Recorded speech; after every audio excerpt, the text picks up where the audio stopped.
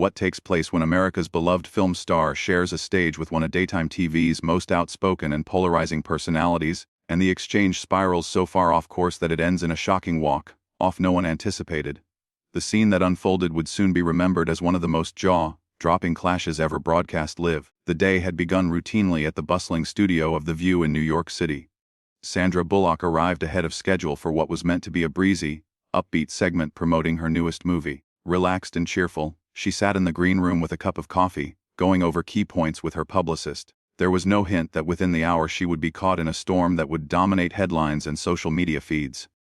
As the cameras switched on, The View opened with its usual energy. Whoopi Goldberg greeted the actress warmly. "We're thrilled you're here.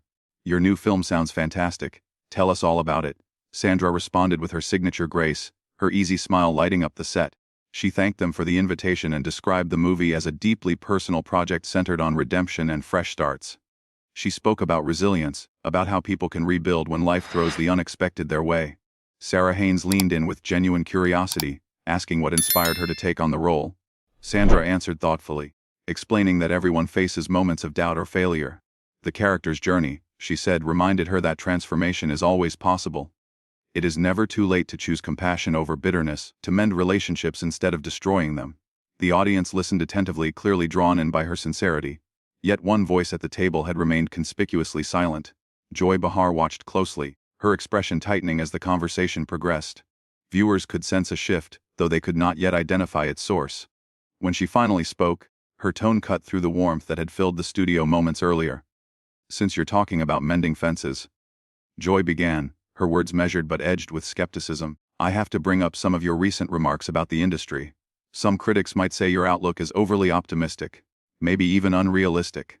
The sudden pivot caught Sandra off guard. Her smile dimmed slightly as she asked for clarification. Joy pressed on, dismissing the idea that everyone is capable of change. She suggested that some individuals are inherently self-serving, unwilling to improve because they benefit from remaining exactly as they are.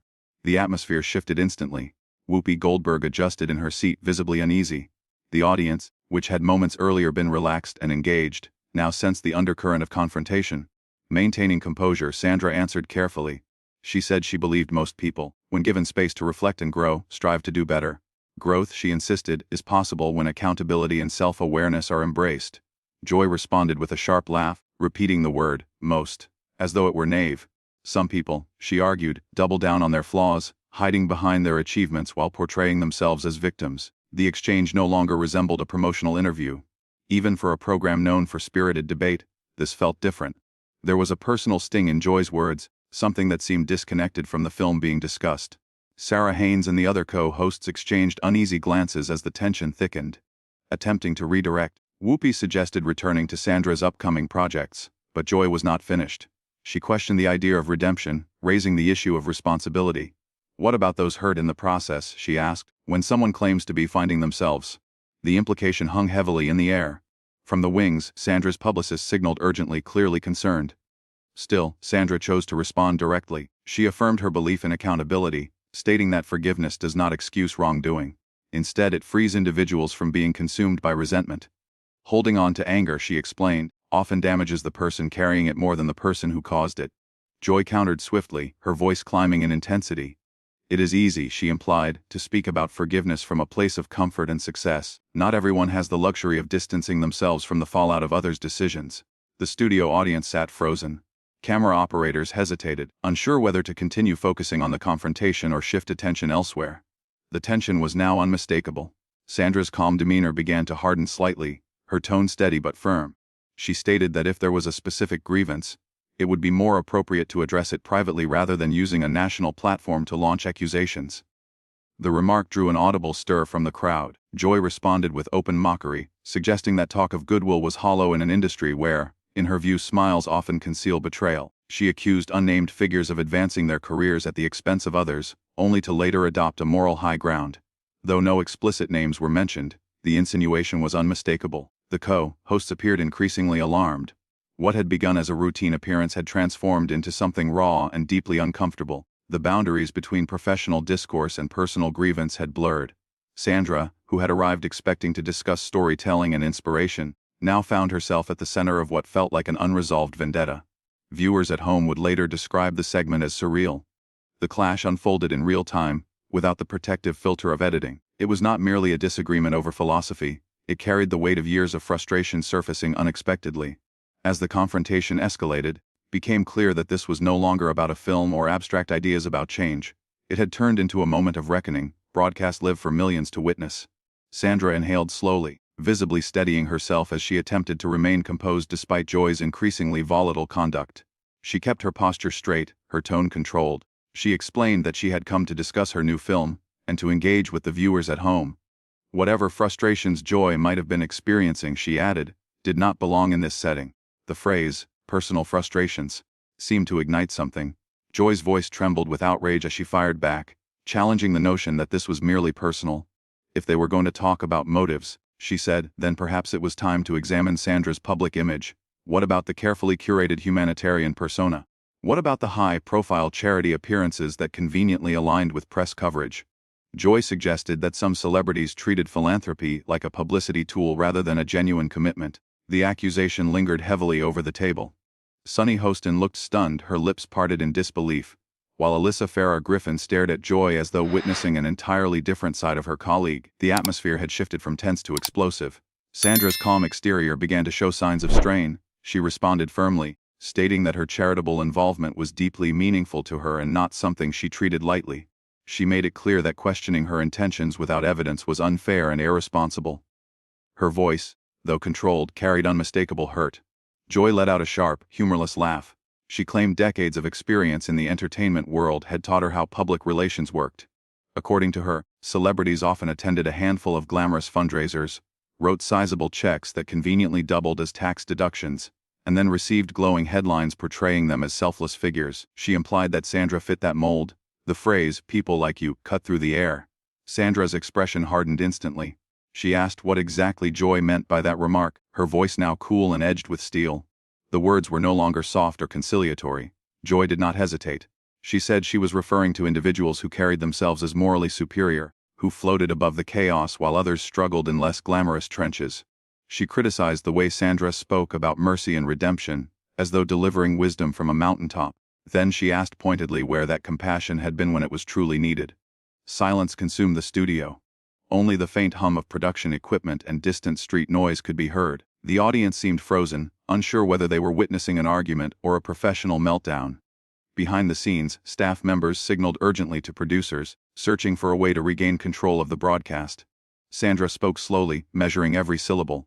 She said she genuinely did not understand the allegations being thrown at her. Joy had something specific to address. She should either clarify it plainly or retract the accusations.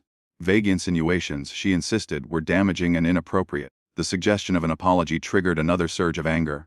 Joy's voice rose sharply as she mocked the idea. She accused Sandra of embodying the very entitlement she had been describing, arriving as a guest and expecting unquestioned admiration, while promoting what Joy dismissively called a sentimental movie about redemption. At that point, Whoopi Goldberg stepped in, her voice firm and authoritative. She reminded Joy that the program was a shared platform and that Sandra was there as an invited guest. The conversation, she said, needed to be reined in immediately. But Joy appeared beyond restraint. Something within her seemed to have ruptured. Years of frustration poured out in a torrent of grievances. She snapped at Whoopi, declaring that she had carried the program on her back for years while others received recognition. She claimed she was the one willing to confront uncomfortable truths and challenge hypocrisy without fear. Sandra's patience finally thinned. She demanded clarity. What hypocrisy was being referenced? What, specifically, was she being accused of? She urged Joy to state her claims openly rather than hiding behind suggestive language. In a sudden burst of movement, Joy pushed back her chair and rose to her feet. The abrupt gesture drew a collective gasp from the audience. She declared that she was exhausted from watching celebrities receive praise for minimal efforts while outspoken critics were condemned for honesty. She railed against what she described as artificial sweetness masking an industry that remained ruthlessly competitive beneath its polished exterior. Sarah Haynes quietly pleaded for her to sit down, her voice barely audible amid the escalating tension. Joy refused, pointing directly at Sandra. She said she was done pretending, done smiling through what she perceived as injustice.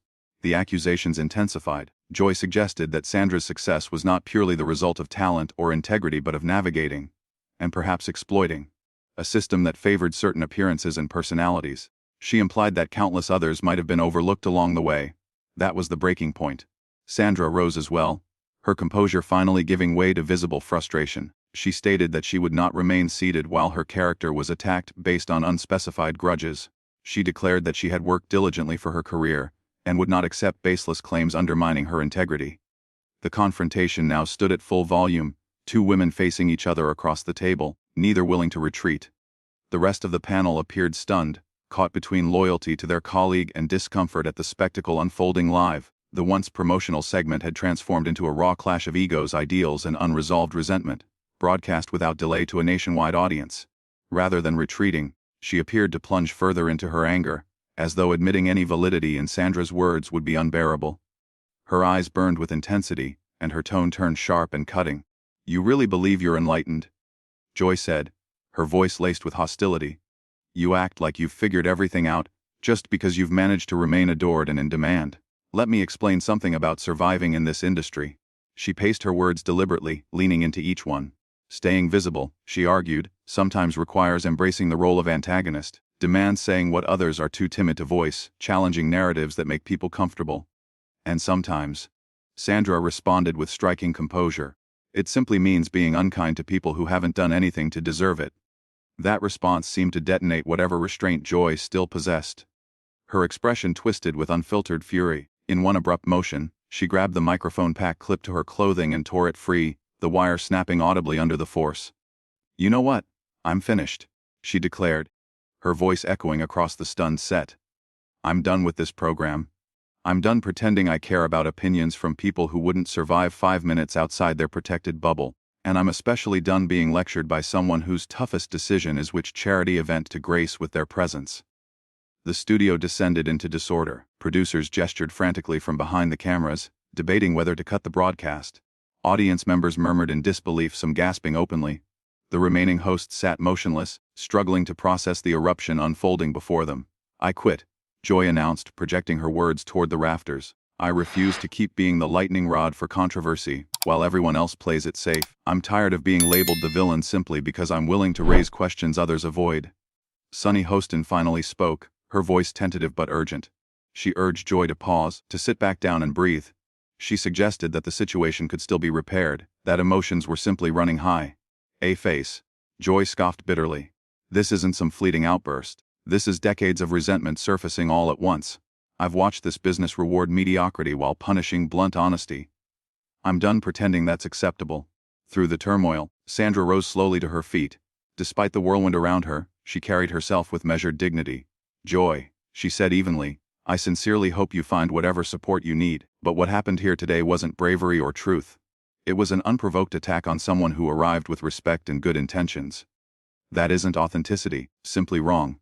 Joy locked eyes with her, breathing hard. For a fraction of a second, something flickered in her expression. Perhaps doubt, perhaps regret. But it vanished almost immediately, replaced by hardened defiance. "Keep your sympathy," she shot back. "I don't need guidance from someone who thinks forgiveness is a cure-all. Some wounds aren't meant to heal that way. Some people don't earn redemption." With that, she turned abruptly and strode off the stage. Her notes remained scattered on the table beside a half-finished cup of coffee, silent reminders of the long tenure she had just abandoned. The cameras continued recording as the set absorbed the shock of her exit. The other hosts sat in stunned quiet, the usual energy of the show completely extinguished. The audience seemed uncertain whether to clap, whisper, or remain still. The bright studio lights now felt harsh, illuminating the raw aftermath of what had just occurred. Sandra gradually resumed her seat, her expression controlled though clearly shaken. She turned toward Whoopi Goldberg and spoke softly enough that the microphones barely caught her words. She apologized that viewers had been subjected to such a volatile scene, noting that the confrontation seemed rooted in issues far beyond the conversation they had been having. Whoopi nodded slowly, still absorbing the magnitude of the moment. She offered a formal apology on behalf of the program, acknowledging that the situation had spiraled into something unacceptable. She commended Sandra for handling the ordeal with composure that exceeded what anyone should reasonably be expected to maintain under such circumstances. Around them, production staff finally signaled to transition away from the chaos. The decision to cut to commercial was made, and the broadcast shifted abruptly, leaving millions of viewers staring at their screens in disbelief. The dramatic exit marked a stunning turn in the history of The View.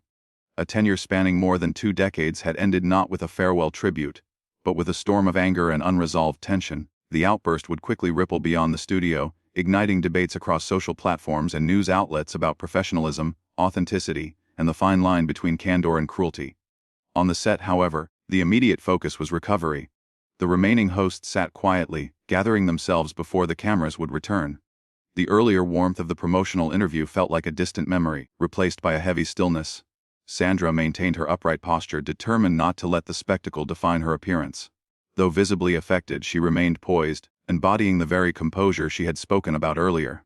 The moment had shifted from confrontation to reflection, leaving behind an indelible imprint on everyone present.